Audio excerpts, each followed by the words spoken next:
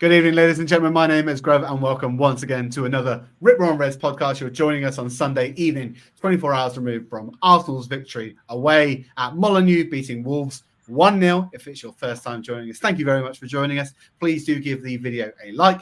Please do give the channel a subscribe, and please do leave a comment down below what you thought of this away victory and the absolute disgracia of the PGE MOL performance. We're going to get into all of that. Lots of good stuff. Before we do, as ever, how the devil are you, Jace? I'm not too bad. It's this weekend has been a break for me. I've been in intense workshops with work for 2 weeks. Missed the game in midweek as a result because I was having to prioritize work. So it wasn't at the Emirates, and I'm just happy to have a few days off and rest. That's where I'm at. But I didn't even really get to watch the full of the Arsenal game, right? Because I hadn't been around. I needed to spend some time with my wife. Plus, it's not on officially. You can't watch it in the UK at 3 o'clock. So, catching that extended highlights where I can. But good, mate. How are you doing?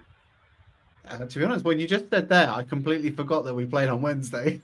No, I was there. Forgot about that. Had a weekend just with the kids. Managed to watch the game at a friend's house on his definitely legal equipment. So I'm not going to mention them by name. I've had an all right weekend. Ready for another week ahead, and looking forward to getting into some of this and maybe getting some things off my chest that maybe I've not had the opportunity to do so yet. So let's start as we mean to go on. A tradition, as ever, with the Rip Roaring Reds is the Rip Roaring Review, handing the baton straight over to Jace, who's basically taken about 2 minutes to think of one. Was that about right, Jace? It's close to 2 minutes. I mean, we're going to go into it in detail, right? A lot of detail. We're going to have a whole section probably dedicated to this. What I will just say is something that I continue to say for a long, long time. I want to see different referees in our league. I want to bring in the best referees around Europe. I feel like I've talked about this so often, and every fan is at their wit's end, and like everyone's like, "Oh, don't make it an Arsenal thing," you know, it's not against just. I'm like, it doesn't really matter, does it? Does it matter if it's all so crap across the board?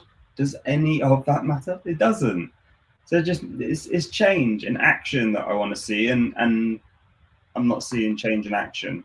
I will not be surprised to see an apology come out as well. We'll talk about all of this obviously in detail, but I guess I am not quite over it. I'm just banging my head that we're going through a repetitive cycle and having to have the conversation again because of another incident, which we're going to need to discuss. It just feels like we again said definition of insanity and all of that in the last pods. We're in the same place again, and it's because people are not adequate in doing their jobs at all levels. Yeah, I mean, it's quite crazy to think, actually. You'll have similar situations at work where you'll get into things such as this, where mistakes, underperformance, and we're all human at the end of the day. We can make mistakes, but the fact of the matter is that you're not holding people to account. Here's a really big thing in most corporate environments: is holding people to account, and when they're not performing, making sure that you're managing their performance to get them back to where they need to be, or manage them out of the business. And unfortunately, that is just not happening with the standard of refereeing in this league, and I totally agree with you. How do you manage a referee out of business? We could talk about that. I don't know. I got some ideas maybe. For me, and I just want to, I think, because we're going to talk about the game, but we're not really going to talk about the game. And my Rip Roaring review is all about going to be like how I want to give a lot of credit to this team, because I look back at similar occasions throughout this season where we've gone down to 10 men, and we have performed with valor. We have been resilient. We've been difficult to break down, and on occasion, we've conceded late goals, or we've not been able to put it away. I think in this game in particular, and Wolves aren't an unreal team to play up against, of course, but we went at them full pelt. We tried and tried and tried. We kept the pressure on. We were super resilient, super really defensively minded when we needed to be, attacking minded when we needed to be, and we managed to grind the result. And half time, and I said this in the green room beforehand, when we got that red card and we had some time to discuss it at halftime, what the situation was, I was done. I was so abject. I just did not want to watch another 45 minutes of us playing football with 10 men in an unjust fashion. And I know we're going to get into this, but I think it's the fourth time this season, and I've had enough. It was I'd say it was comical to the point where I'd want to laugh about it, but I just didn't. I can't think of another word other than abject. I didn't want to talk to my friends. I wanted to go. I was almost saying I'm just going to go home because I did not want to watch a second half where we can't play the way that we want to play. We can't do the things that we want to do because we've unjustly had a player sent off. It was mad. Do you think it's creating that kind of them versus us mentality again? Because we've had that in previous seasons. It's them against us, and it has had, I think, a positive effect. But if that is how we're feeling right now, we don't have the personnel still. I'll move on to this section because this section is called the Michael Oliver Show, because again, it was all about him. Even the crowd were chanting it. And I want to just riff off the point that you just made there, Jace, because you're right. In the past, we felt a bit victimized, right? We felt that everyone was against us. Why always us?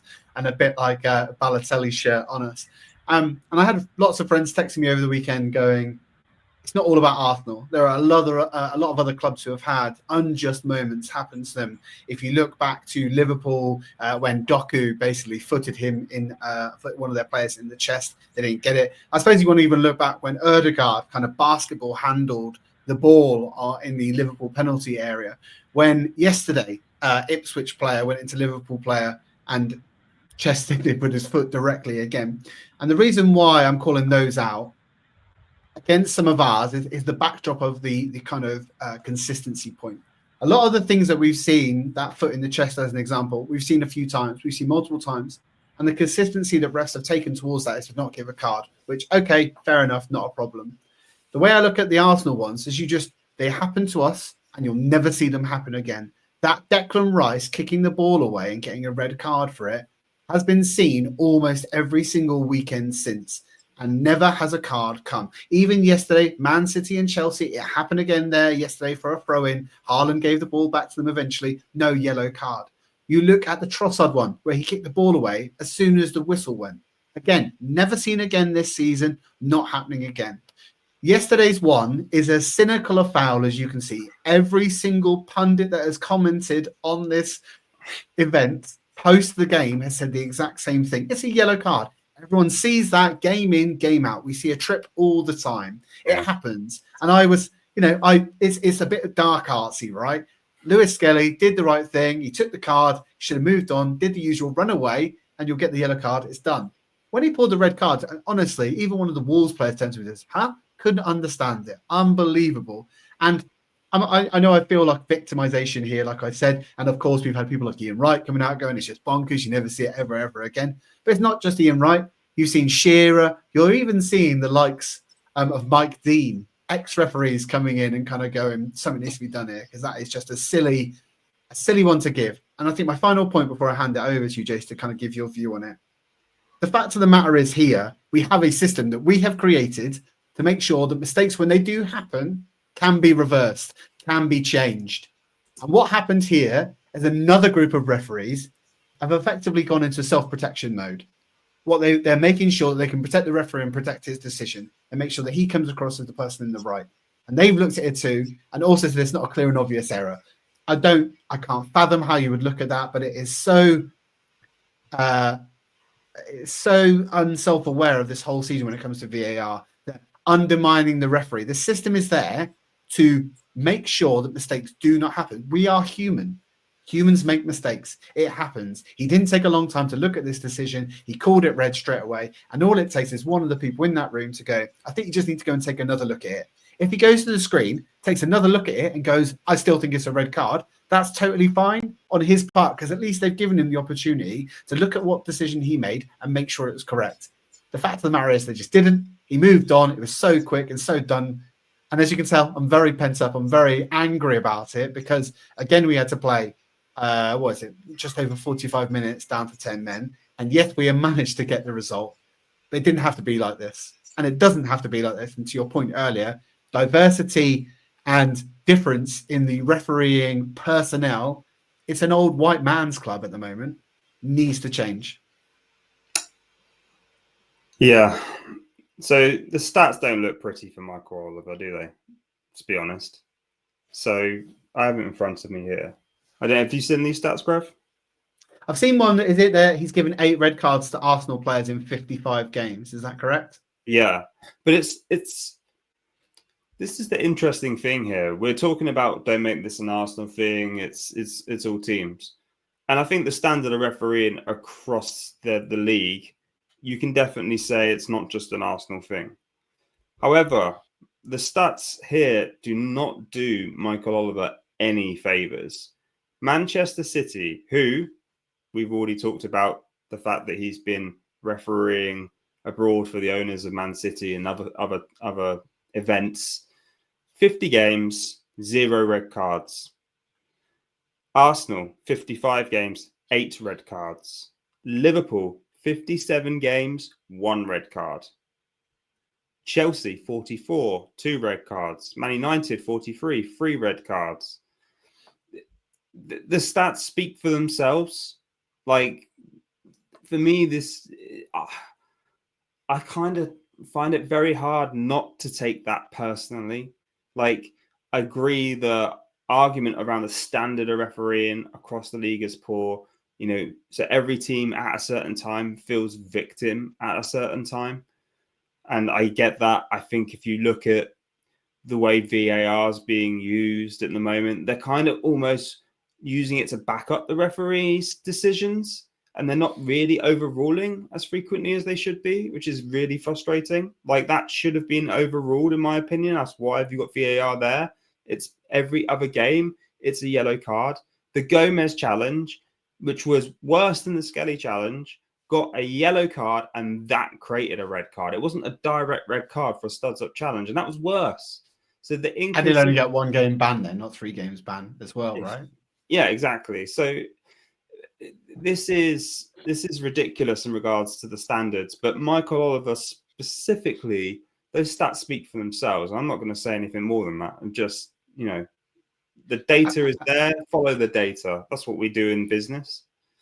Well, maybe there's the point there, because I've had people text me and ask me that it's not anti-Arsenal, it's pro-Man City. And your stats kind of do maybe paint a picture that could be read like that it's all about Man City. Because some of those other clubs, I know that Liverpool, maybe, was it 1 in 40 something, I think you said? I think it was 1 in 57. 1 yeah, 1 in 57.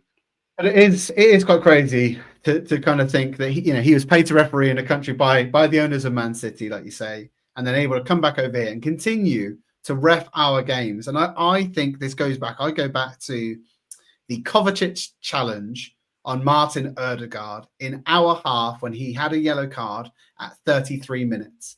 And after that game, it was a challenge above the ankle. And I remember, I think it was Dermot Gallagher going on Sky Sports and talking about, he was in control of the challenge. He had a foot that was on the ground, and that they were trying to defend it as much as they can, even to the point where Howard Webb went and said he doesn't want to have a negative impact on the game. That was the words he used.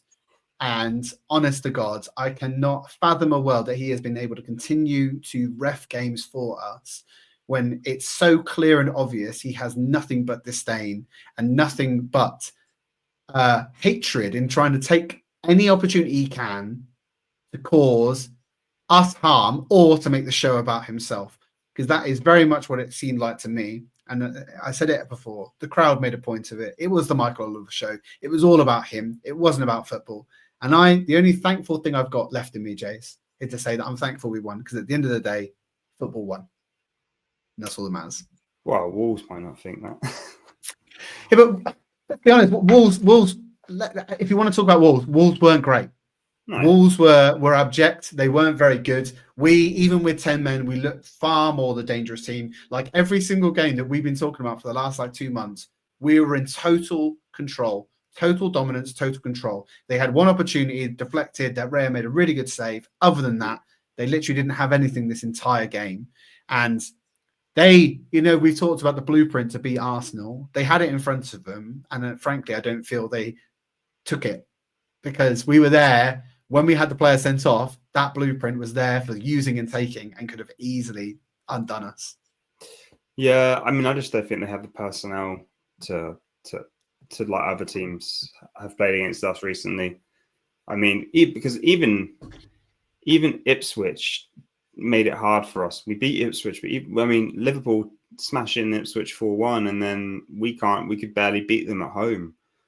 I obviously know that the injuries have made an impact there, but you know, we should have a superior squad in all shapes and forms to Ipswich. So I think you've got to look at where Wolves are at, where their mentality is at, the quality of players that they have, and how many of those players also want out as well. Big question mark. So, yeah, maybe if it was a different team, it would have been a much harder game. Yeah, I think so. Let me move on then, because I wanted to talk about Kai Havertz. I've got a bit that I want to talk about, but you watched a lot of the highlights. What was your takeaway from Kai Havertz's performance? Well, there was a big thing made about the Champions League game in the week, right? I was listening to the Champions League game on the way home from a works meal, and the commentators were really kind of raving up Kai Havertz's performance against Zagreb. I watched the highlights when I got home. I was like, okay, and, you know, the header taken really well. And you wondered if that was a bit of an unlock, because he's had some challenges in the last few games. He's been invisible in the last few games. He's not been converting. You know, that amazing goal scoring start to the season, in the first half of the season, has been invisible for the last few games. I watched the highlights, and what did I think? I think we need a backup. We need another striker.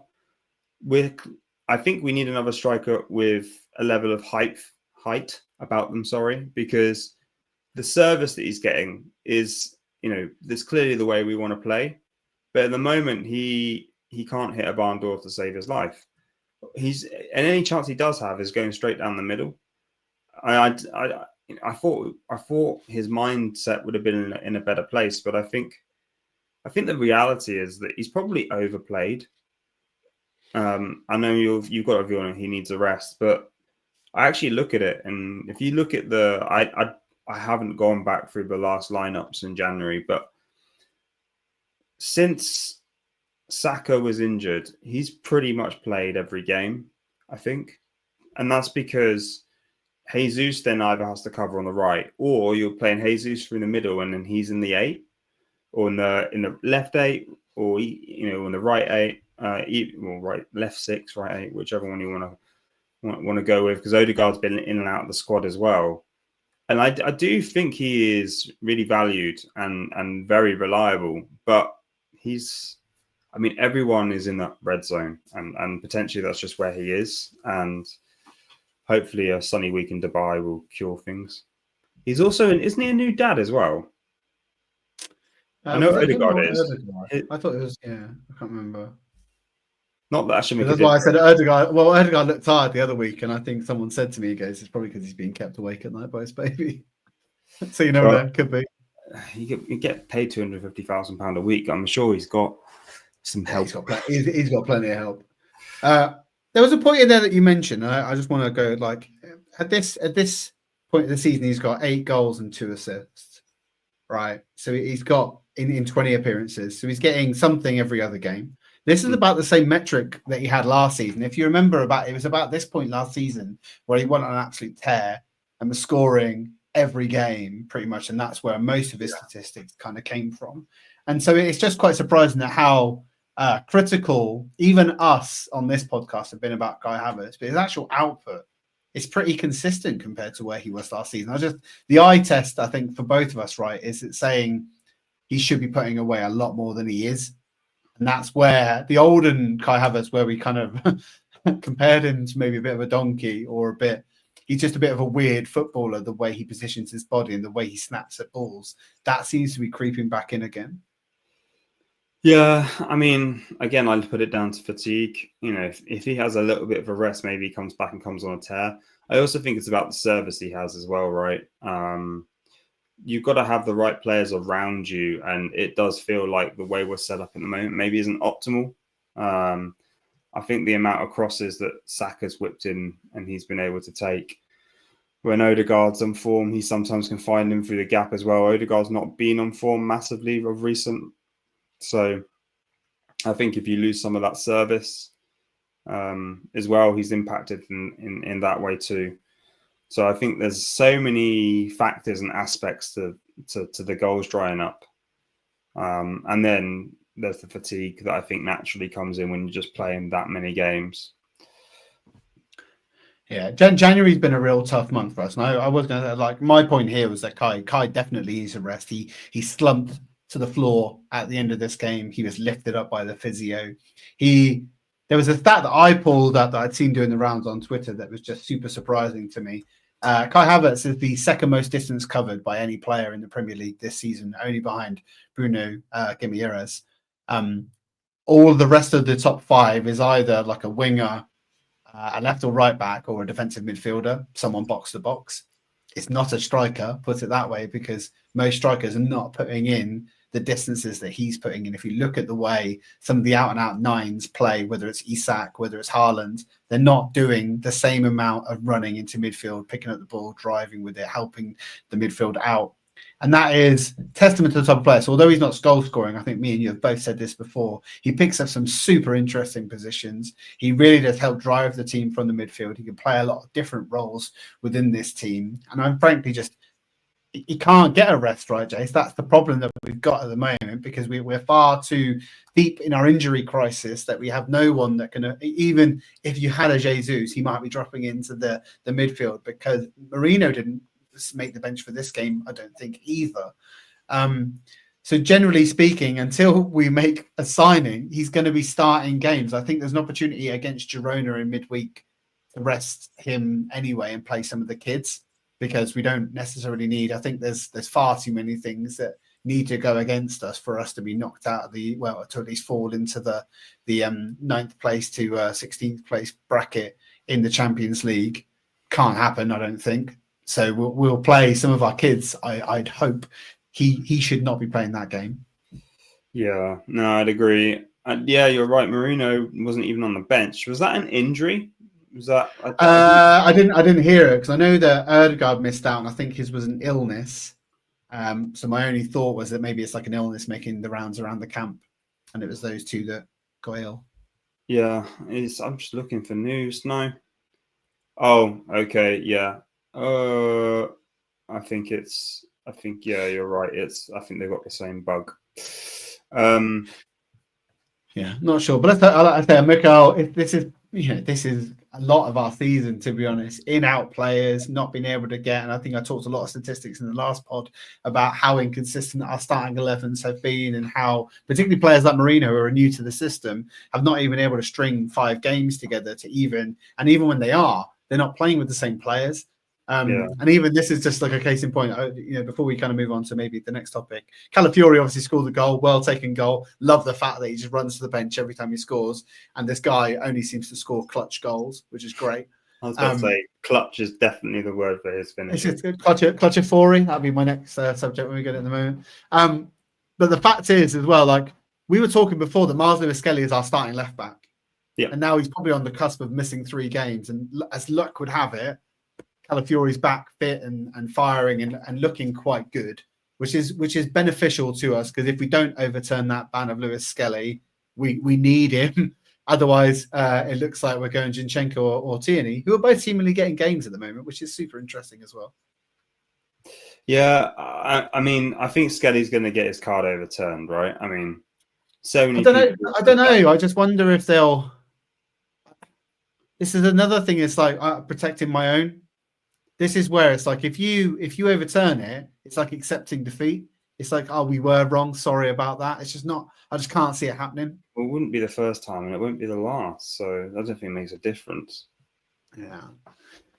Let's talk about this, because it's currently the 26th of January, 2025. It is 7:39 p.m. We are 5 days away from the transfer window closing. And here we are, sat on our chairs, Chase, where Arsenal have yet to do any business whatsoever. Saka got injured 6 weeks ago. Jesus got injured 2 to 3 weeks ago, and yet again, still no sign of action. Where's your head at with regards to this, I suppose, lack of action in the transfer market this January? I mean, I guess I don't really want to talk about it too much until it's over, right? And like, obviously, we would have loved to have had business done already, but I think getting business done early would have meant us paying substantial fees above and beyond what we would want to pay, and probably impacts the summer business.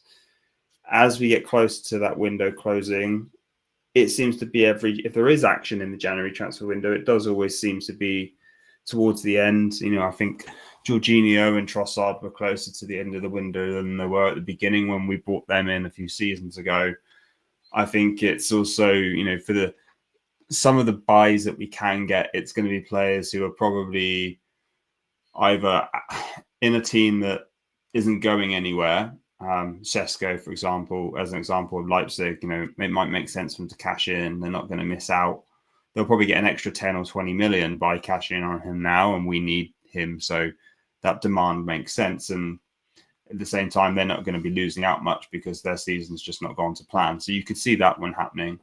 The only other thing is you've got people like Cunha at Wolves. I don't know if he signed his new contract yet, but I think his contract's got X amount of time. Or was it in Buemo as well? So you can see us kind of having to play a bit of chess and wait till the closing part of the window to try and get the price that we want. And it's more of a tactic. So yeah, in short, I will comment on it after the window is closed. What I will say is that we need replenishment, and I'm still undecided on where that's going to come, because I don't think it's going to come in striker and in right wing or in a winger. It's going to be one or the other, and I'm not sure which we need more, to be honest, because Saka's clearly not coming back anytime soon. Martinelli can't play on the right, so I part of me thinks that you can probably pay Trossard and Martinelli down the middle in that place of Havertz, but we need another winger. Is probably where I think ultimately, if you add the numbers up, the wingers, there's more wingers playing in the formation we play than strikers. And so you could argue that that's where the depth's needed, just also because we're not getting the consistency that we require from our wingers. So that's kind of where my head falls. And I think that will add more benefit in the short term than the big striker signing we want. And I think the big striker signing that we want is going to cost more money, and it's going to be harder to get done in January. So, you know, I'm seeing this morning Newcastle trying to offer Isaac a new contract. There's Sesko, which I think is a big buy, so that wouldn't happen to the summer. So those kind of big transfer targets, I don't think that's feasible. My head is somewhat torn between some of the bits that you've said, and I'll tell you for why. I know it's difficult to get stuff done in January, and I get that. We have made mistakes. We've also made some good signings. I think ultimately we are just in need of bodies at the moment, and those bodies do not have to be perfect. They have to fit the system somewhat, but they don't have to be perfect. Yeah. And I suspect that's probably what we're aiming for a little bit. I also want to just judge a bit that you said where you're like, I'll judge it after Friday, which is a fair comment, right? You know, we've got some time. I want to look back to the summer, right, Jace, but I suspect before the window is closed there, we were probably making some very similar noises. And then we eventually signed Raheem Sterling, I think, and both of us were maybe... I'm guilty of this, and I can hold my hands up and kind of say, look, I looked at that signing as quite an opportunistic and a good signing at the time. He's a Premier League proven player. He's won the league. He's played at some really big clubs. He's got a really good head on his shoulders, really switched on. But ultimately, he has faltered for us. He has not been at the pace. He has not been at the level. And frankly speaking, I think we should be handing him back. The reason why we can't is because we just don't have the bodies. I genuinely think we just need to make some more astute signings in the Premier League and looking for those players. We may have done already, I don't know, but like what I think is criminal in this respect is that, like I said, 26th of January, we're almost 4 weeks into the month. We look like we haven't done anything. No, I know that things happen behind the scenes, but it genuinely looks like we haven't done anything. And my only point to make that I want to close on, I suppose, is that if we had lost this game against Wolves or drawn, I would have been of the feeling that it's sensible for us to keep our powder dry for the summer because, frankly speaking, the league is gone. We know we're not going to win it. We're too far adrift from Liverpool to take them on. And it's probably better for us to kind of keep our cards close to our chest and have a look at what's reasonable in the summer and go for it all over again next year, because Liverpool are going to be without Mohamed Salah potentially. They're going to be without Trent perhaps. Man City are in a bit of a rebuild at the moment. Chelsea are just Chelsea, and everyone else. I think we said that a bit this season. I think Liverpool, no one expected Liverpool to be outperforming the way that they're outperforming, and Salah being the player that he is. But genuinely speaking, I think that if we had drawn or lost it, I think we would have not. Now that we've won it, and Liverpool are on the cusp of a difficult week ahead because they got a double week where they play Bournemouth and Everton. Bournemouth are on an absolute tear at the moment, and Everton, their last game at Goodison, are not going to want to go down without a fight against Liverpool. Let's say those two results don't go the way they want, and we manage to get some points back. We could be speaking again about, is the league still on? I still have the belief that I don't think it is, but that being said, we're in a position where we're still kind of at touching distance. And so players and bodies are required, in my opinion, and they don't have to be perfect. And they're not going to be, because it's too late. Let's be honest. You're not going to get perfection with 5 days remaining. It's just not going to happen. Yeah, I mean, there's no need going over the players I think we can bring in. There are some obvious kind of Premier League proven players who are just going to be bodies that will be good squad players and will add the depth that we need to help us get, even if it's like the Champions League over the line, maybe, will just allow us to get the progression that we need, give players who need a rest so they can come back and actually have some run of form rather than just being exhausted and fatigued every single game. Interestingly, actually, I was looking at just when the deadline is. So I thought it was on the Friday, but it's not. It's the deadline day's Monday, the 3rd of Feb. So, it might be then, you can see us going at home to Man City next Sunday and still not having anyone as cover. And the way that they're starting to play does worry me slightly as well. So, yeah, I could be really unhappy with the inaction.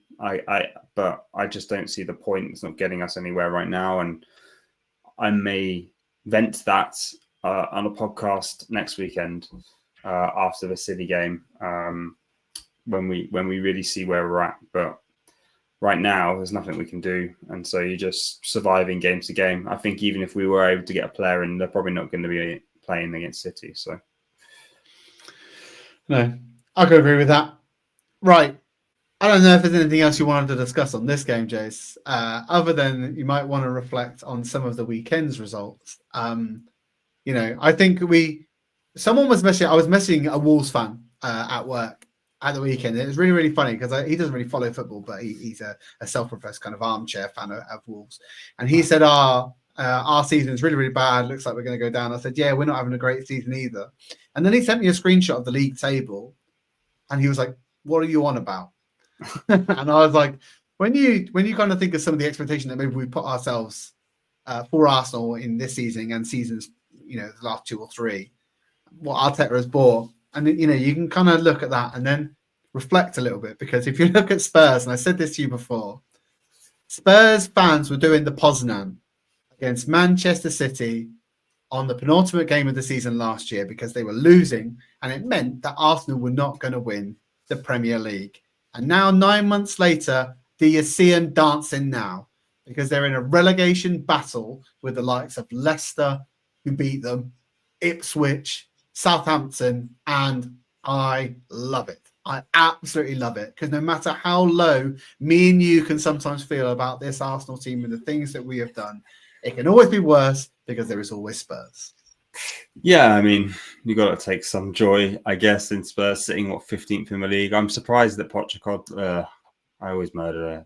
It was It was like Pochettino and Postecoglou mixed together. Postecoglou. I'm surprised he's still there. I feel bad for him because actually I think he is a good manager. I just think he is I think he's just been infected with the bug that is Spurs. And I think it is the history of Tottenham, Jace. It is the history of Tottenham. It is the history of the Tottenham. Yeah, but I think as soon as he gets out, people will see that he is actually a good manager. I think there are a lot of managers in the league who have gone to the wrong clubs and got out and proven themselves. David Moyes was never that bad a manager that Manchester United claimed. I think he'd done amazing at West Ham. We'll see what he does at Everton. The manager of Fulham, what's his name? Silva? Marco Silva? Yeah, he was awful really at Everton, but he was amazing at Watford, and he's doing a great job at Fulham. So, I think that there are examples of managers that will be good in other clubs. You could argue that it might be the same. It's a similar theme with Man United as well, right? Like Ten Hag was a fairly decent manager, and Ajax, he was highly rated, did not so good. It'll be interesting to see with their manager from Sporting, Amorim, murder his name as well. Well, one, how does it go? How long is he in the job for? Which is an interesting question mark right now. And if he goes somewhere else after, how he does. I wanted to just finish off on a little game for you, Greg, because I saw this. So I'm gonna keep a tally of this. Okay. Do you need like and well, not quite.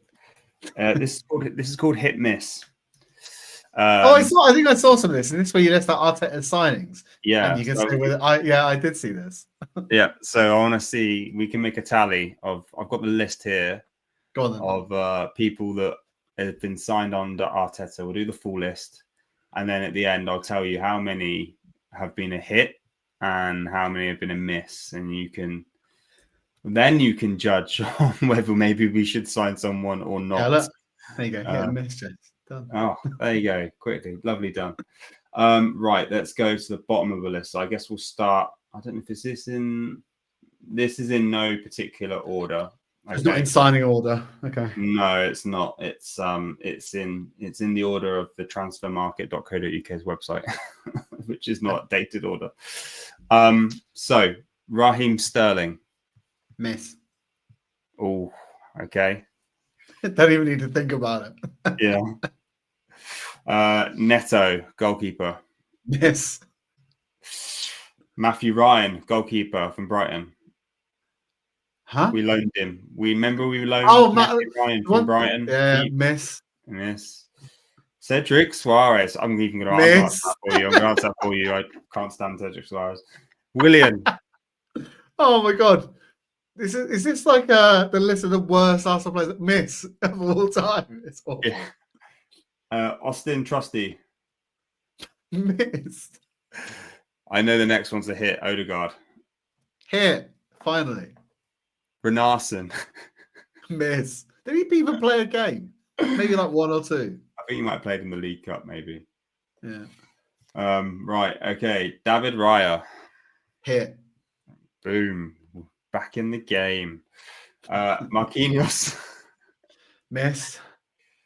Matt Turner. Miss. Nuno Tavares. Miss. Pablo Mari. Miss. Jesus Christ. Was it the Conga or was it Tavares that is actually tearing it up in the French leagues at the moment? Tavares he's been tearing it up wherever he's been. I don't know about Lokonga. I thought he went to Luton. I don't know if he's left Luton. He did go, yeah, you're right, yeah. Pablo Mari. Missed.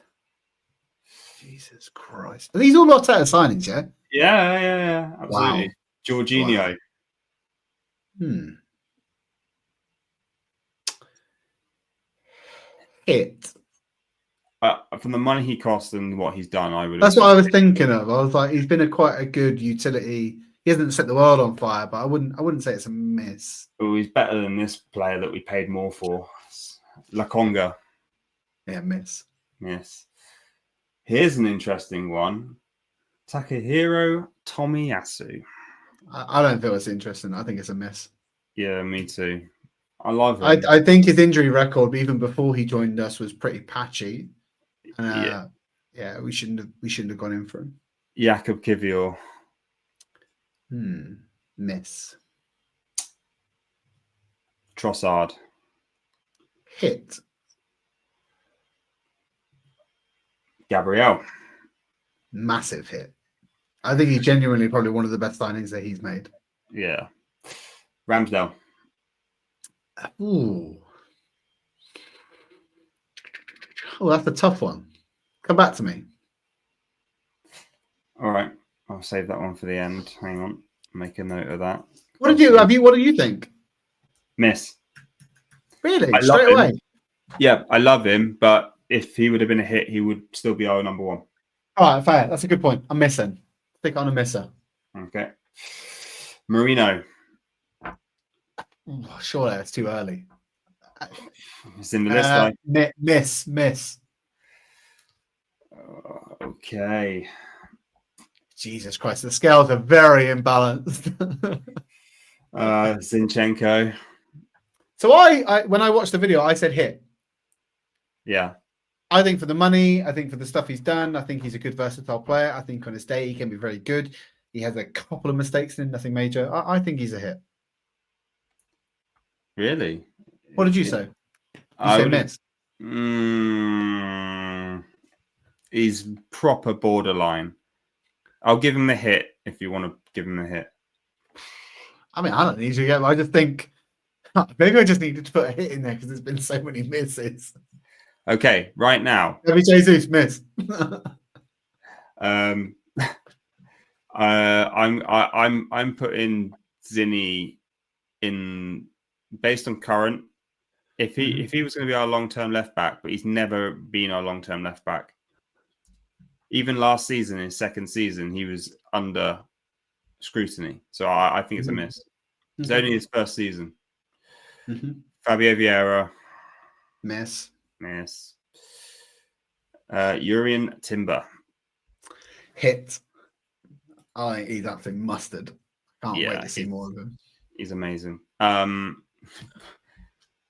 guess I think you're going to say hit here, but I think it's very hard to judge. Riccardo Calafiori. Yeah, I mean, it is in the Marino sense. If I had to gamble on where I could see them in maybe the future, I'd say it's a hit. I think he's a very raw piece of clay right now that can be molded, and he's a good looking fella. Thomas Partey. Hit. I genuinely think on his day he's the best midfielder in the league. Yes, I agree, but it's his injuries. Yeah. It is. But like this season, he's been our best player. Yeah, that's fair. I don't think we can disagree with that. Jesus. Miss. Ben White. Only because I think Ben White's a hit. Ben White's a hit. Sorry, go on. I interrupted you. Then on Jesus, I was only going to say, because like me and you have had this conversation so many times. We literally look back to the game against Leicester, like in his first season as being like, and that's the thing that we keep looking at. And it hasn't been anything else since then. And that's the disappointing thing, I think. Fair enough. Kai Havertz. Oh, wow. You're taking ages to answer that. Sure, that's a hit. What did you think? Is that a hit? Yeah, Kai Havertz. I'm still not sure. All right, I'll go hit just because you're goading me into it. You're goading me into it. Oh, Jesus. Declan Rice. Hit. All day. Got him for half price. So that's interesting. If I add this up now, hang on. 1, 2, 3, 4, 5, 6, 7, 8, 9, 10, 11, 12. 21 misses. 5 hits, was it? 1. 10. I think it's 10. 10. So 1/3 hits and 2/3 misses, which frankly is that's been a really good game. I think we should do it for other clubs. I think it'd be really interesting to look at some of the others just to see how, like, I bet if you look at Ten Hag, I'll bet it's almost all misses. Right. Next podcast. I need to do it now. Next podcast, I'll do it. Next podcast, we'll do that. And also, we'll need to do our own, like, one whole complete podcast to try and do Chelsea because, like, it's going to. Every single time, honestly, every time they play, there's like a player, and I'm like, who is that? Where did they come from? Who did they sign? I've never heard of this player in my life. Even now, I'm like, Madueke, where did he come from? I don't know. Did he play for somebody else before Chelsea? Did he exist before? It's interesting because I saw another video of like what Chelsea's starting lineup would be if they kept their academy players. Pretty damn decent. Like he played for PSV. Yeah, okay, that makes sense. There you go. So one other thing. Average price we pay was 28 million euros per player under Arteta for signings, which is about, try and do my currency conversion, probably about 23 million. UK, which isn't a lot. And it's actually pennies nowadays because I don't think you can get many players below 60, 70 million, basically. Yeah, but are all those 23 millions meant to be amazing first team players? Well, I don't know, but obviously that's skewed, right? Because you're skewing by the likes of a Declan Rice at 100 and something, and Kai Havertz is like 60. You know, all of those Matt Turners and your Renaissance are going to be like 500k, 3 million or something. They're going to be nothings. Yeah, maybe. I get what you're saying. Like you said, if you're paying that amount of money, you kind of want to get someone that's going to be able to at least join. And you look out of those players who really got a starting berth, who got some actual runs in the team. Not many of them. A lot of those players, and maybe a small opportunity, and then we shipped them off. So I think that a lot of the misses are, I wouldn't even necessarily say that Arteta's fault, because I think especially at the beginning in his early days as manager, Edu was there with who's the guy that has all the Brazilian. No, Edu, and he's the agent who has all the Brazilian. And shit Brazilian players as well. So if you look at some of the players he had, like Pablo Mari, I think was probably one of his. Marquinhos was William one of those as well. William was definitely one. David Luiz was one.